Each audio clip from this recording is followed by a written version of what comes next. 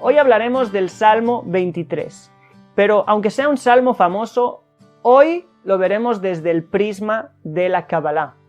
Eso nos va a permitir ver verso tras verso cómo este salmo esconde llaves increíbles para nuestra vida y mensajes que pueden cambiar nuestra manera de vivir y de pensar. Vamos a explicarlo verso por verso, pero antes hagamos una pequeña introducción. En este salmo hay dos temas principales. El primero es un concepto llamado bitajón o confianza, y el segundo es un concepto que es el resultado del primero y es la supervisión divina para los que confían en Dios. En el vídeo sobre el Salmo 121, que te lo dejo por aquí, te hablé que hay dos tipos principales de supervisión y dirección divina para con el hombre. Y te dije que hay un nivel que corresponde con la sefirá de Keter, la más elevada, llamado también en el lenguaje de los Partzufim del Arizal, Arij Anpin, es decir, rostro largo. El Arizal nos dice que también en este salmo se nos habla de ese nivel de supervisión divina equivalente a Arij Anpin, al Keter, pues hay tres cosas que no dependen solo del hombre y de sus esfuerzos, sino que el hombre tiene que acceder a un nivel de Rab Gesed, de gran bondad, de gracia divina, para traerlas a su vida. Esas tres cosas son Banei, Hayei, Umezonei, es decir, hijos, cuántos hijos vamos a tener, vida, cuánto vamos a vivir, Umezonei, es decir, el sustento. Cuando hablo de sustento no hablo de dinero solamente, porque puedes tener millones en el banco y en vez de que estos te estén sustentando, estos pueden estar destruyendo tu vida. Me refiero a que tengas verdaderamente bendición económica, bendición que te bendice. Si queremos atraer a nuestra vida la bendición en estas tres áreas y en muchas más, no es suficiente el esfuerzo que podamos hacer, hay que despertar ese nivel de gracia divina y en este salmo están las llaves para ello. Así que empecemos verso por verso. El primer verso dice, Mizmor le David, Adonai roí lo echzar. Mizmor o cántico de David, Adonai es mi pastor, nada me faltará. Mizmor le David literalmente significa cántico para David. Los sabios explican que hay una diferencia. Si está escrito Mizmor le David, cántico para David, o le David Mizmor, para David, cántico. Si David usó el canto para traer sobre sí el Ruach HaKodesh o la inspiración divina, entonces está escrito para David, cántico. Sin embargo, si la inspiración vino primero sobre él y ésta le impulsó a cantar este salmo específico, entonces está escrito cántico de David o literalmente cántico para David. Es decir, la inspiración divina preparó un cántico para David y se lo mostró. Y este es el caso de nuestro salmo, el Salmo 23. ¿Sí? Esto no era solo para David, sino que así también para nosotros los que leemos el salmo, los salmos que son le David Mizmor sirven como escalera para alcanzar la inspiración divina, igual que lo hizo David, mientras que los salmos que son Mizmor le David son salmos que vienen con un mensaje, vienen a traer sobre nosotros, sobre nuestras vidas, algo, como este salmo, donde están las llaves de esas tres cosas que dijimos antes, hijos, vida y bendición económica. Este salmo sirve para atraerlas sobre nuestra vida. Adonai roí lo echzar. Adonai es mi pastor, nada me faltará, sigue el salmo. Empecemos por el sentido más simple. David en su juventud era pastor de ovejas, y ya desde ahí fue elegido por Dios. Pero el pastor de ovejas, en su caminar por los prados, se separa de los quehaceres y de la compañía de la sociedad para practicar la itbodedut, es decir, el aislamiento reflexivo. No solo se aparta físicamente, sino que su corazón y su mente se apartan del mundo para dirigirse a lo supremo. Ese fue David desde siempre, desde joven, pero una serie de acontecimientos en su vida causaron que sin darse cuenta se viera al mando de ejércitos y más tarde al mando de un reino, y fuera el rey David. Pasó gran parte de su vida envuelto en problemas y después huyendo y desplazándose de lugar en lugar. Sin duda, no fue fácil para él. Ahora ese David rey, dirigente, lleno de quehaceres y obligaciones, es el que escribe este salmo, describiendo lo que en realidad hay en lo más profundo de su corazón. David aún se acuerda de los días en los cuales era pastor y cuidaba su rebaño, días en los que meditaba a solas con Dios. Y dice, Adonai roí, Adonai es mi pastor, y al igual que siendo pastor y meditando a solas en los prados, Dios me hizo entender que al igual que no le haría faltar nada yo a mis ovejas, Él no me haría faltar nada a mí. Hoy, como rey, mi relación con Dios sigue siendo la misma, la relación de pastor a oveja. Esa relación es muy especial y nos enfoca a los niveles más altos del árbol sefirótico, como veremos a continuación.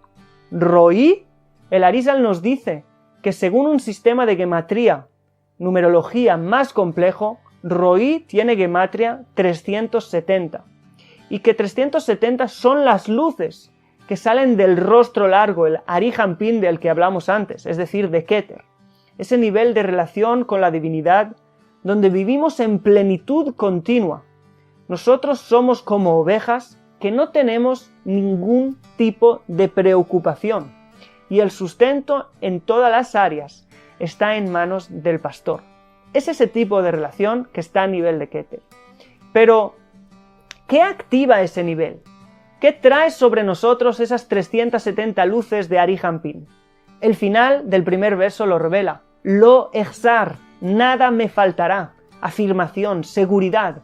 Estoy seguro al 100% que aunque estoy en el desierto huyendo de Saúl, que quiere quitarme la vida, y no estoy seguro si en este desierto tendré lo que comer o lo que no, estoy completamente convencido que nada me faltará. Ese es el bitajón, la confianza completa. Esa confianza que dice el Salmo 32, versículo 10, que el que confía, boteach en Dios, Gesed yesobebenu, le envuelve la bondad. Y los sabios nos dicen, para enseñarnos la fuerza del bitajón, de la confianza en Dios, incluso el malvado que confía en Dios, Gesed le va a envolver, la bondad le envolverá. ¿Cómo puede ser? ¿Por qué? ¿Por qué esto es así? Porque Dios ha hecho un pacto que no rompe con los que confían, que aquel que confía, Gesed, bondad, le va a envolver. No lo tomes como un pretexto para ser malvado, obviamente, pero entiende que no importa en la situación en la que estás hoy, siempre hay que confiar, porque no recibes bondad según tu nivel de integridad, sino según tu nivel de confianza, bitajón.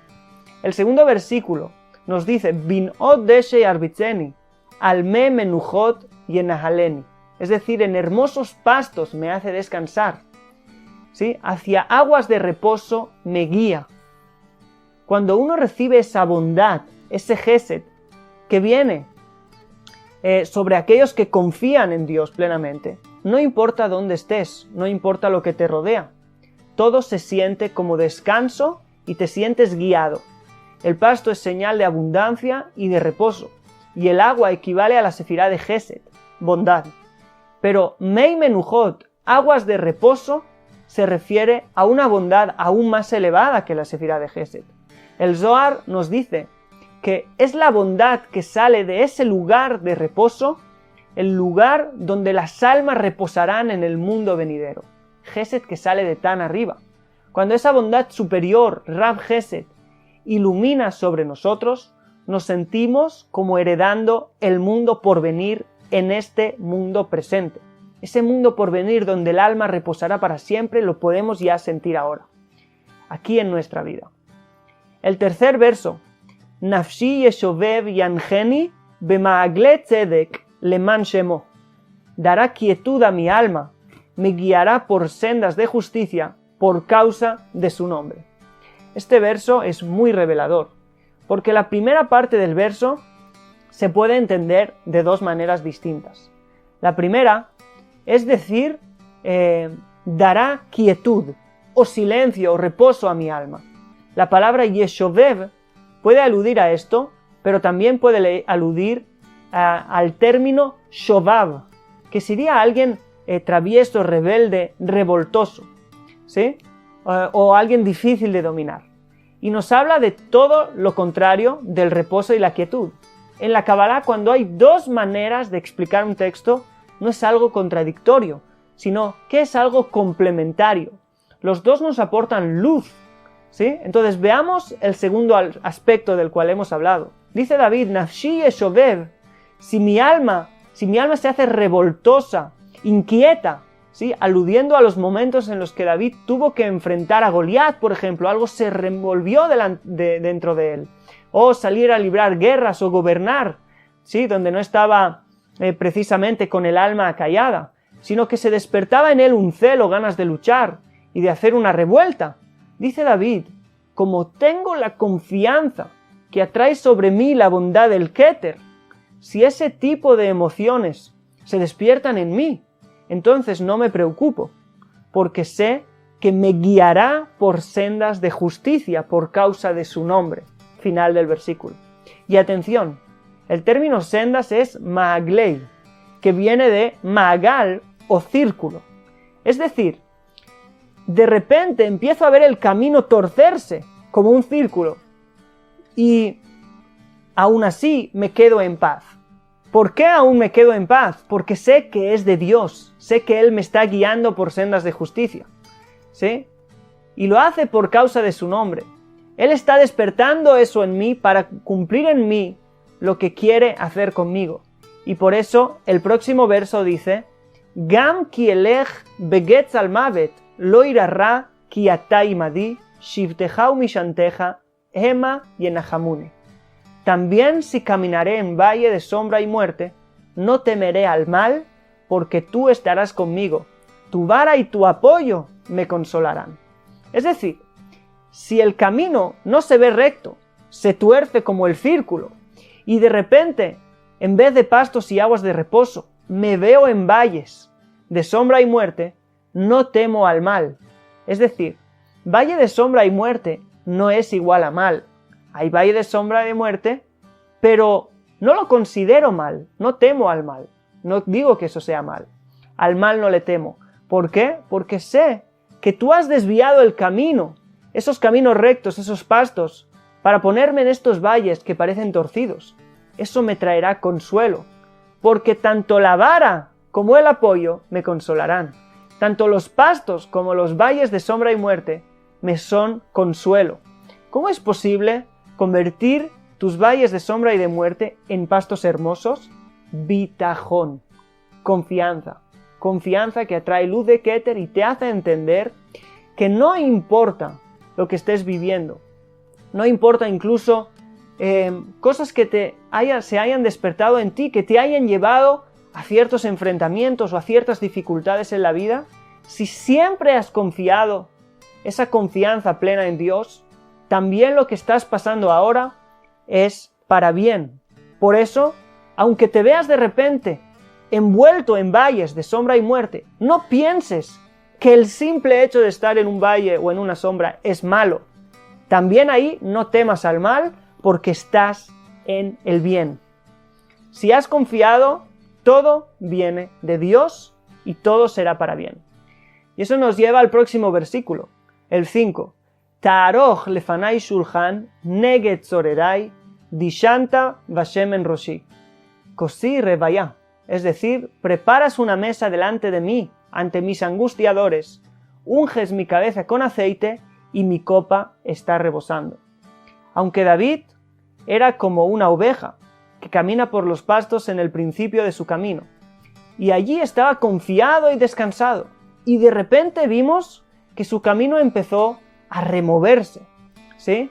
Lo que era descanso y quietud se convirtió de repente en valles de sombra y de muerte. De todas maneras, siguió confiando porque sabía que Dios le estaba guiando por sendas de justicia por causa de su nombre. Y al final probó que todo venía de Dios y era para su bien. Por eso dice que preparas una mesa delante de mis angustiadores. Ya no estoy en el pasto, estoy en la mesa. Y delante de todos me estás llevando por esos caminos que parecen torcidos porque has hecho que me unjan y que mi copa rebose. Y en el 6º versículo nos dice, Ach tov v'chesed yirdefuni kol yemei chayai, veshavti bebet Adonai leorech yamim. Solo la bondad y el bien me perseguirán todos los días de mi vida y me sentaré en la casa de Adonai por largos días. Quien tiene bitajón, confianza plena en Dios, no solo le irá bien, sino que el bien y la bondad le perseguirán. Si tú miras atrás, verás que hay algo que te persigue siempre. Es tu pasado. A cada uno nos persigue el pasado. Y David nos enseña que el que vive en bitajón completo, sí, en confianza completa en Dios, sabe que ese pasado es solo para su bien y es solo bondad divina para él, ¿sí? Y para traer mayores bendiciones a su vida. Él miraba atrás cómo le despreciaron en su familia, no lo consideraron apto para ser candidato a rey, le dejaron allí con el rebaño mientras que el resto de sus hermanos sí fueron presentados como candidatos, y cómo el rey le perseguía para matarle y otras muchas cosas que tuvo que sufrir el rey David en su vida, pero él miraba atrás y entendía, solo bien y bondad me persiguen todos los días de mi vida. ¿Por qué? Porque sé que Dios es mi pastor, sé que tengo esa confianza que despierta esa dirección y supervisión divina que tiene que ver con el nivel de Keter. Déjanos tus likes y tus comentarios y dinos también qué salmos te gustaría que comentáramos próximamente.